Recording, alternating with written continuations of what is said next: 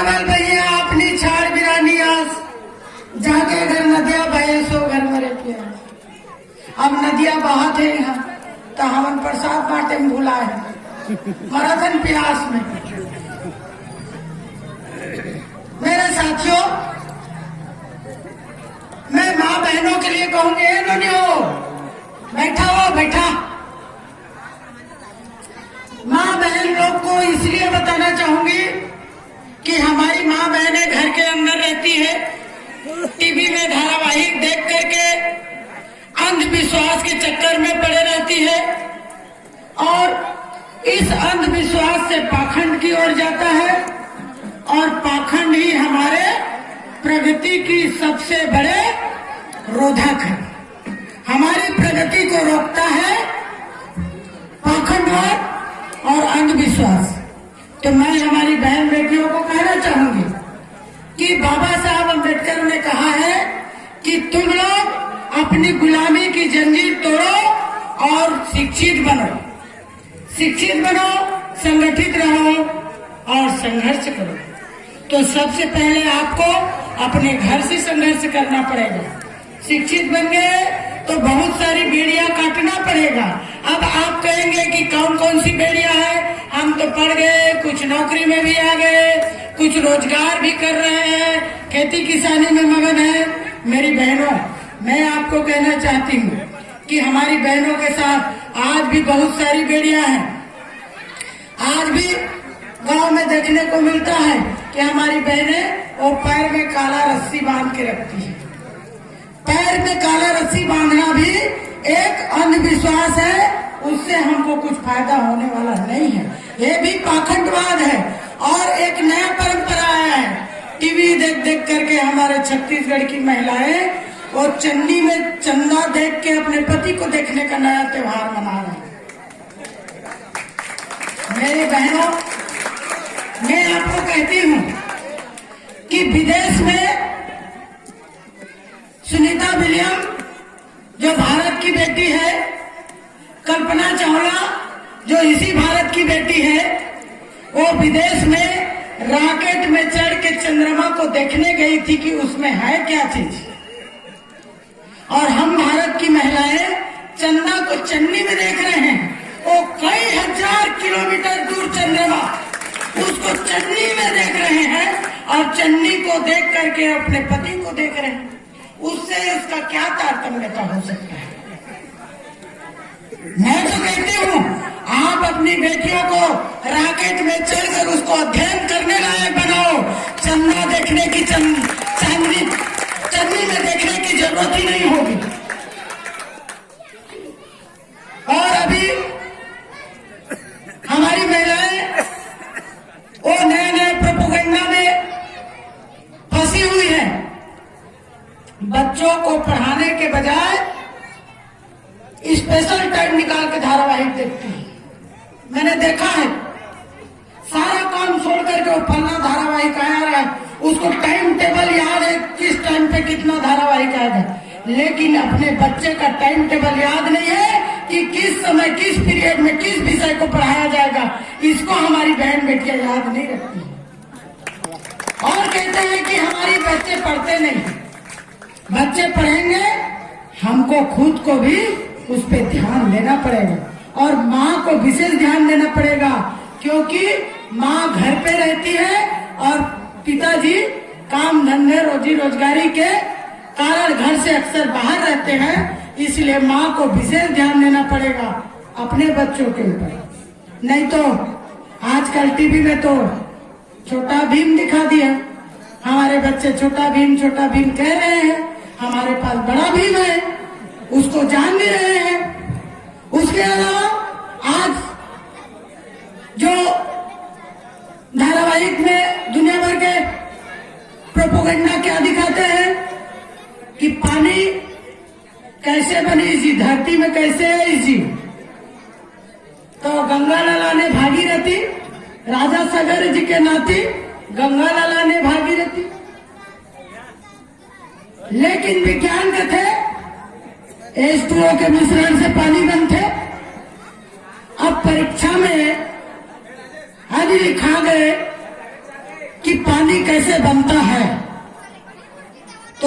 धारावाहिक देखो या के लेकर लिख के आज ही ओ गंगा के जटा, गंगा हर धरती में उतरीस त शंकर भगवान है जटा में झोंकीस तो वही अपूर की त झरझर झरझर धरती में पानी आईस। कतेक नंबर पे ही बाबू हो पास हो ही जी। और जेकर दे धारावाहिक नहीं देखा है, पढ़ाई में ध्यान लगा है तो कल लड़का S2O लिख के ही तो वो लड़का पास हो ही।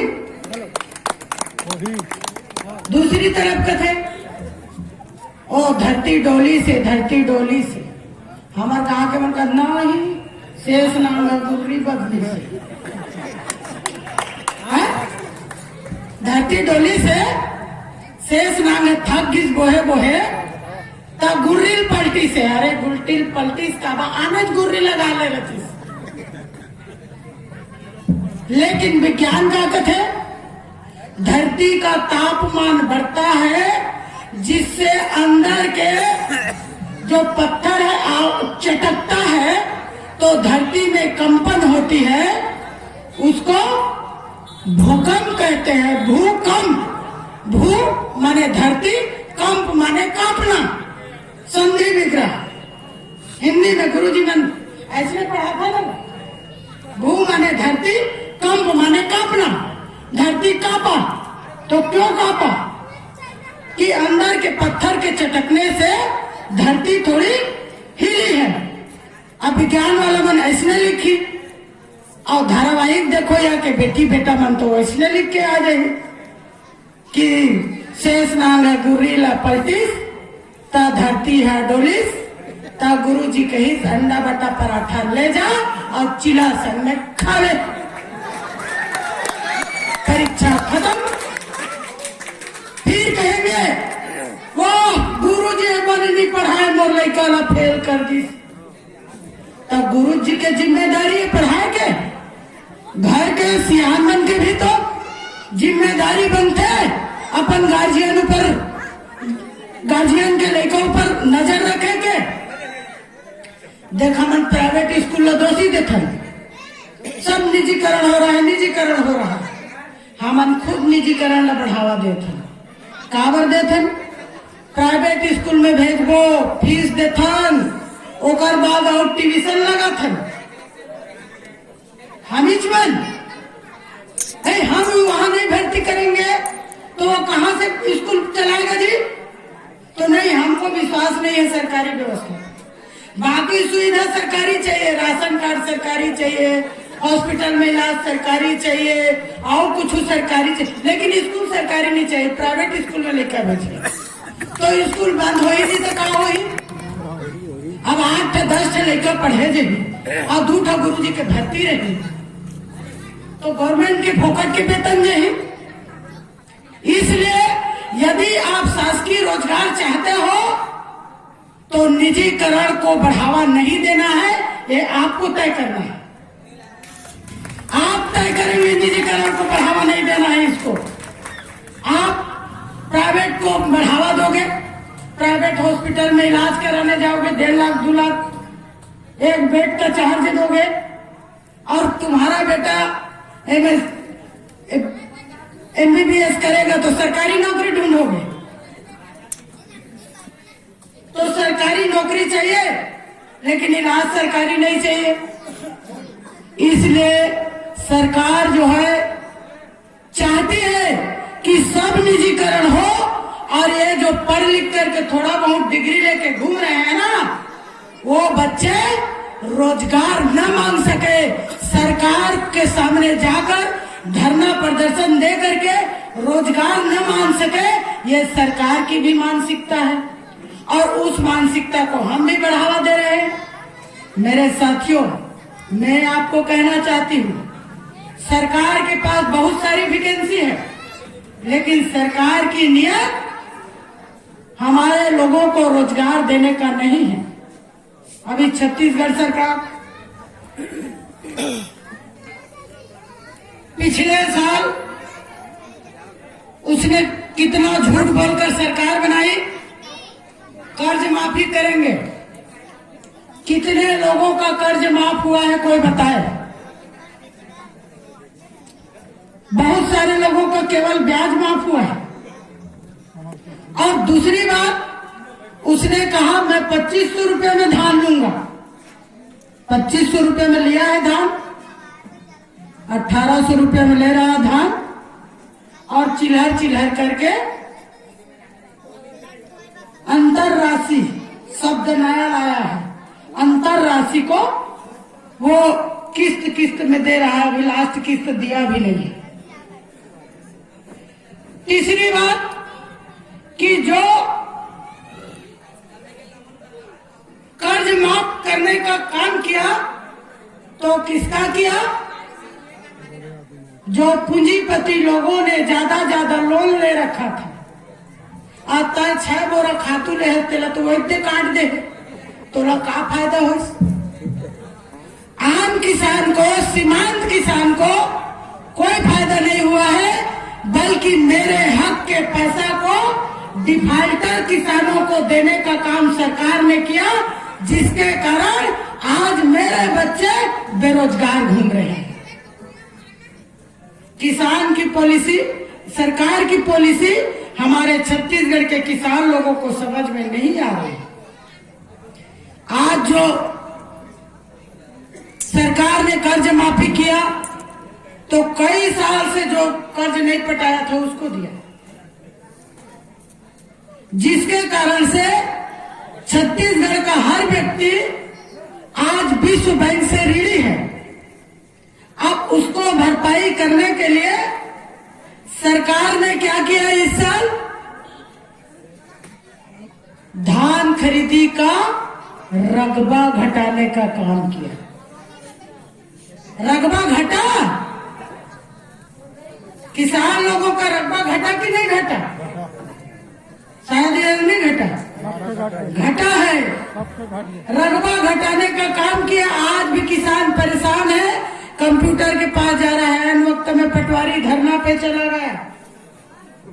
तो सबसे ज्यादा अभी परेशान किसान है। और जो कर्ज माफी का पैसा उन्होंने कर्ज लेकर दिया है, उसकी भुगतान के लिए हम सबके पैसा का दुरुपयोग किया जा रहा है, जो छत्तीसगढ़ के हर व्यक्ति का पैसा है। तो मेरे साथियों, आप लोगों को सबक लेना पड़ेगा। मान्यवर काशीराम साहब ने कहा है, एक सांप नाथ है तो एक नाग नाथ है, दोनों डसता और काटता है। तो साहब ने कहा कि मैं दोनों को काटने के लिए नेवला नाथ लाया हूं, आप लोग उस पर विश्वास करो, ऐसा साहब ने कहा है। क्योंकि रात काफी हो चुकी है, बातें बहुत सारी है और हमारे सीनियर वक्ताओं को बोलना है, इसलिए मैं और ज्यादा समय नहीं लूंगी। मैं पुनः माँ बहनों को निवेदन करूंगी, ये जो टीवी में 4 घंटा समय लगाते हो खाना बनाते बनाते देख लेना, लेकिन फ्री टाइम में अपने बच्चों के किताबों पर भी ध्यान देना। ऐसा मैं आप लोगों से अनुरोध करती हूँ कि आपका बच्चा सही पढ़ रहा है कि नहीं पढ़ रहा है, इस पर भी आप लोग ध्यान देने का काम करेंगे, ऐसा मैं हमारी बहन बेटियों से अनुरोध करती हूँ। क्योंकि मैं एक बहन हूँ, इसलिए मैं आप लोगों से अनुरोध करती हूँ। बाकी तो सबको अनुरोध करने के लिए या बोलने के लिए हमारे नेताजी लोग हैं ही। तो मैं इस 25 दिसंबर के पावन अवसर को, मेरी आजादी की इस पावन अवसर को मैंने बहुत ही सारगर्भित ढंग से एंजॉय की हूँ। आप लोगों ने मुझे इधर विशिष्ट अतिथि के रूप में बुलाकर बाबा साहब अम्बेडकर के प्रतिमा के अनावरण करने पर मुझे आमंत्रित किया। इसके लिए मैं आप सबका, आयोजन समिति का, ग्राम सपिया का हृदय से आभार प्रकट करती हूँ और इस शुभ अवसर का बहुत बहुत बधाई और शुभकामना देते हुए मैं अपनी बातों को यहीं पर विराम करती हूँ। सभी साथियों को जय भीम, जय भारत, नमो बुद्धाय, जय सतनाम। तिल भी घट सकता है और राय भी बढ़ सकता है, इस बात को साबित करने का काम 1927 में बाबा साहब भीमराव अम्बेडकर ने ये बात को साबित किया और उस बात को आपने स्थापित करने का काम किया है कि 25 दिसंबर को आप लोगों ने बाबा साहब के प्रतिमा का अनावरण करके यह साबित किया है कि बाबा साहब अम्बेडकर ने मनुस्मृति दहन करके इस देश के नारियों को, इस देश के पिछड़े लोगों को, इस देश के दलित लोगों को, इस देश के प्रताड़ित लोगों को जिसके साथ अन्याय अत्याचार हुआ है, उन सबको न्याय दिलाने का काम किया है। ऐसे दिवस पर आप लोगों ने प्रतिमा अनावरण करके ये साबित कर दिया कि आप लोग बाबा साहब अम्बेडकर के सच्चे अनुयायी हैं और सच्चे सिपाही हैं। साथियों, मैं आपको बताना चाहूंगी, हमारे और भी वक्ता लोग बोलेंगे, हमारी पूर्व वक्ताओं ने बहुत सारी बात बोला है, मैं आपको कुछ बातें कहना चाहूंगी। बाबा साहब भीमराव अम्बेडकर ने उस कड़ी व्यवस्था को तोड़ा है, जिस कड़ी व्यवस्था को खड़ी व्यवस्था में रखा गया था कि हम लोगों को सबसे नीचे रखा गया था। इस बात को बाबा साहब अम्बेडकर ने समतामूलक समाज बनाने के लिए पहले उसी ग्रंथ का दहन किया जिस ग्रंथ में इस कड़ी व्यवस्था का स्थापना किया। मेरे साथियों, हमारी मैं माँ बहनों के लिए विशेष करके कहूंगी, बाकी सारी बातें हमारे नेता लोग कहेंगे। ए प्रसाद बटुया और करवल भैया अपनी छाड़ बिरानी आस जाके घर नदिया बहे सो घर मरे किया। अब नदिया बहात है यहाँ तो हमन प्रसाद बांटे में भूला है मराठन प्यास में। मेरे साथियों, मैं माँ बहनों के लिए कहूंगी, ननियो बैठा हो, बैठा। माँ बहन लोग को इसलिए बताना चाहूंगी कि हमारी माँ बहनें घर के अंदर रहती है, टीवी में धारावाहिक देख करके अंधविश्वास के चक्कर में पड़े रहती है और इस अंधविश्वास से पाखंड की ओर जाता है और पाखंड ही हमारे प्रगति की सबसे बड़े रोधक है। हमारी प्रगति को रोकता है पाखंडवाद और अंधविश्वास। तो मैं हमारी बहन बेटियों को कहना चाहूंगी कि बाबा साहब अम्बेडकर ने कहा है कि तुम लोग अपनी गुलामी की जंजीर तोड़ो और शिक्षित बनो। शिक्षित बनो, संगठित रहो और संघर्ष करो। तो सबसे पहले आपको अपने घर से संघर्ष करना पड़ेगा। शिक्षित बन गए तो बहुत सारी बेड़ियां काटना पड़ेगा। अब आप कहेंगे कि कौन कौन सी बेड़ियां है, हम तो पढ़ गए, कुछ नौकरी में भी आ गए, कुछ रोजगार भी कर रहे हैं, खेती किसानी में मगन है। मेरी बहनों, मैं आपको कहना चाहती हूँ कि हमारी बहनों के साथ आज भी बहुत सारी बेड़ियां हैं। आज भी गांव में देखने को मिलता है कि हमारी बहनें वो पैर में काला रस्सी बांध के रखती है। पैर में काला रस्सी बांधना भी एक अंधविश्वास है, उससे हमको कुछ फायदा होने वाला नहीं है। ये भी पाखंडवाद है और एक नया परंपरा आया है। टीवी देख देख करके हमारे छत्तीसगढ़ की महिलाएं और चन्नी में चंदा देख के अपने पति को देखने का नया त्योहार मना रहे हैं। मेरे बहनों, मैं आपको कहती हूँ कि विदेश में सुनीता विलियम जो भारत की बेटी है, कल्पना चावला जो इसी भारत की बेटी है, वो विदेश में रॉकेट में चढ़ के चंद्रमा को देखने गई थी कि उसमें है क्या चीज। और हम भारत की महिलाएं चंदा को चन्नी में देख रहे हैं। वो कई हजार किलोमीटर दूर चंद्रमा, उसको चन्नी में देख रहे हैं और चन्नी को देख करके अपने पति को देख रहे हैं। उससे उसका क्या तारतम्यता हो सकता है? मैं तो कहती हूँ आप अपनी बेटियों को रॉकेट में चढ़कर उसको अध्ययन करने लायक बनाओ। चंदा देखने की चन्नी में देखने की जरूरत ही नहीं होगी। और अभी हमारी महिलाएं वो नए नए प्रोपेगेंडा में फंसी हुई है। बच्चों को पढ़ाने के बजाय स्पेशल टाइम निकाल के धारावाहिक देखती है। मैंने देखा है, सारा काम छोड़ करके वो फलना धारावाहिक आया रहा है, उसको टाइम टेबल याद है किस टाइम पे कितना धारावाहिक आएगा, लेकिन अपने बच्चे का टाइम टेबल याद नहीं है कि किस समय किस पीरियड में किस विषय को पढ़ाया जाएगा। इसको हमारी बहन बेटियां याद नहीं रखती और कहते हैं कि हमारी बच्चे पढ़ते नहीं। बच्चे पढ़ेंगे, हमको खुद को भी उस पर ध्यान देना पड़ेगा और माँ को विशेष ध्यान देना पड़ेगा, क्योंकि माँ घर पे रहती है और पिताजी काम धंधे रोजी रोजगारी के कारण घर से अक्सर बाहर रहते हैं। इसलिए माँ को विशेष ध्यान देना पड़ेगा अपने बच्चों के ऊपर। नहीं तो आजकल टीवी में तो छोटा भीम दिखा दिया, हमारे बच्चे छोटा भीम कह रहे हैं, हमारे पास बड़ा भीम है, उसको जान भी रहे हैं। उसके अलावा आज जो धारावाहिक में दुनिया भर के प्रोपेगेंडा क्या दिखाते हैं कि पानी कैसे बनी इसी धरती में, कैसे है इसी।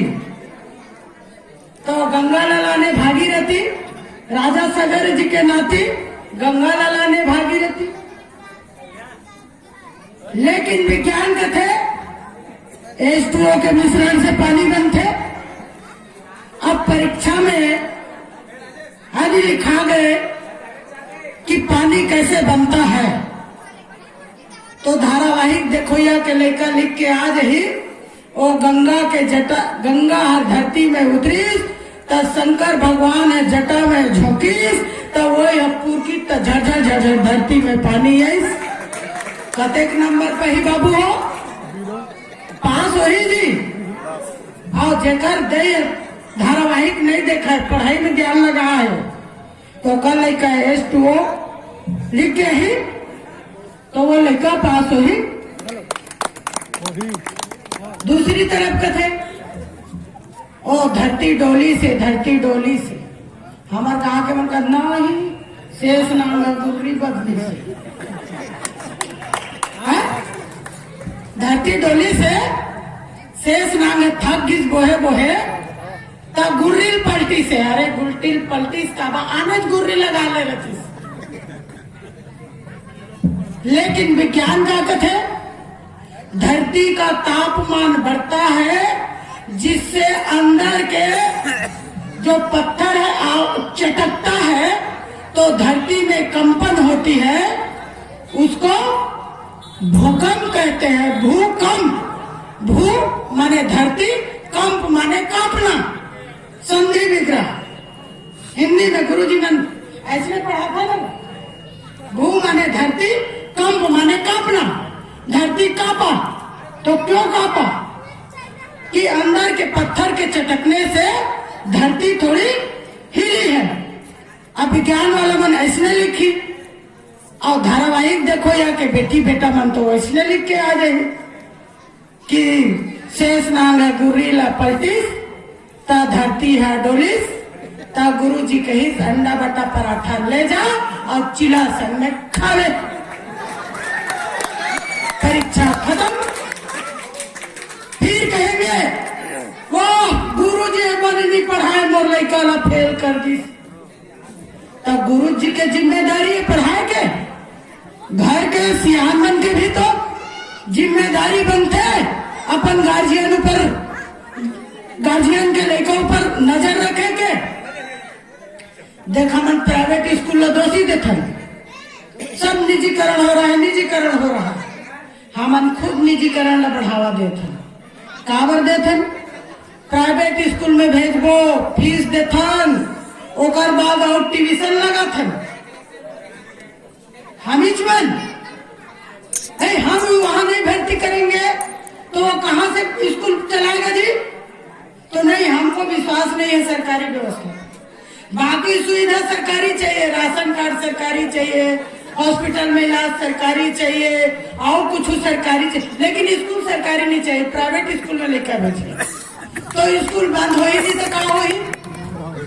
अब 8-10 लेकर पढ़े जाइए और 2 गुरु जी के भर्ती रही तो गवर्नमेंट के फोकट के वेतन जाए। इसलिए यदि आप शासकीय रोजगार चाहते हो तो निजीकरण को बढ़ावा नहीं देना है, ये आपको तय करना है। आप तय करेंगे निजीकरण को बढ़ावा नहीं देना है। इसको आप प्राइवेट को बढ़ावा दोगे, प्राइवेट हॉस्पिटल में इलाज कराने जाओगे, 1.5 लाख 2 लाख एक बेड का चार्ज दोगे, और तुम्हारा बेटा MBBS करेगा तो सरकारी नौकरी ढूंढोगे। तो सरकारी नौकरी चाहिए लेकिन इलाज सरकारी नहीं चाहिए। इसलिए सरकार जो है चाहती है कि सब निजीकरण हो, और ये जो पढ़ लिख करके थोड़ा बहुत डिग्री लेके घूम रहे हैं ना, वो बच्चे रोजगार न मांग सके, सरकार के सामने जाकर धरना प्रदर्शन दे करके रोजगार न मांग सके, ये सरकार की भी मानसिकता है और उस मानसिकता को हम भी बढ़ावा दे रहे हैं। मेरे साथियों, मैं आपको कहना चाहती हूँ, सरकार के पास बहुत सारी वैकेंसी है, लेकिन सरकार की नियत हमारे लोगों को रोजगार देने का नहीं है। अभी छत्तीसगढ़ सरकार पिछले साल उसने कितना झूठ बोलकर सरकार बनाई, कर्ज माफी करेंगे। कितने लोगों का कर्ज माफ हुआ है कोई बताए? बहुत सारे लोगों का केवल ब्याज माफ हुआ है। और दूसरी बात, उसने कहा मैं 2500 रुपये में धान लूंगा। 2500 रुपये में लिया है धान, 1800 रुपये में ले रहा धान, और चिल्हर चिल्हर करके अंतर राशि शब्द नया लाया है। अंतर राशि को वो किस्त किस्त में दे रहा है, अभी लास्ट किस्त दिया भी नहीं है। तीसरी बात कि जो कर्ज माफ करने का काम किया तो किसका किया? जो पूंजीपति लोगों ने ज्यादा लोन ले रखा था। आता 6 बोरा खातू ले तेला तो वैसे काट दे तो का फायदा हो?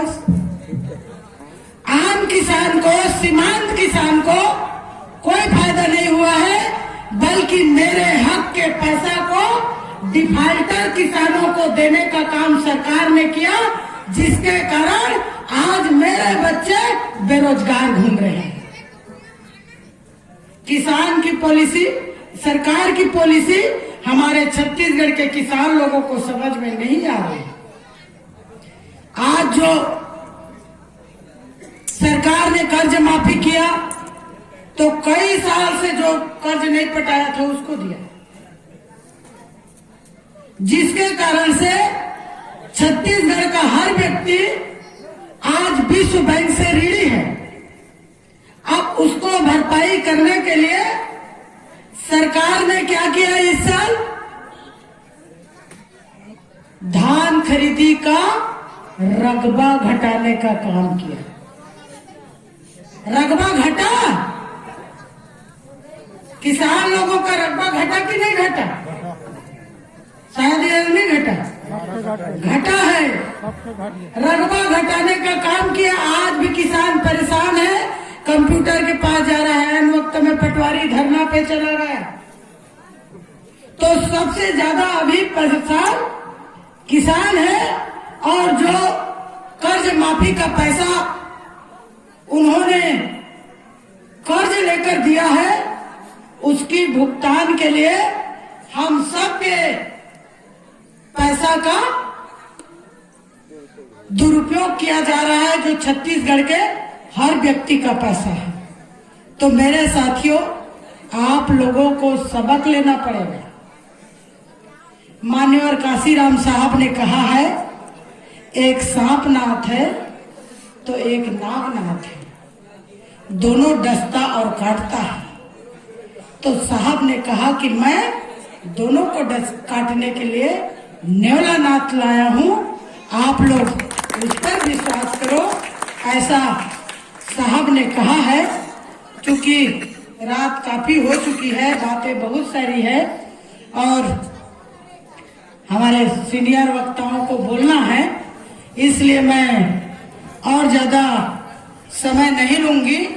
मैं पुनः माँ बहनों को निवेदन करूंगी, ये जो टीवी में 4 घंटा समय लगाते हो खाना बनाते बनाते देख लेना, लेकिन फ्री टाइम में अपने बच्चों के किताबों पर भी ध्यान देना।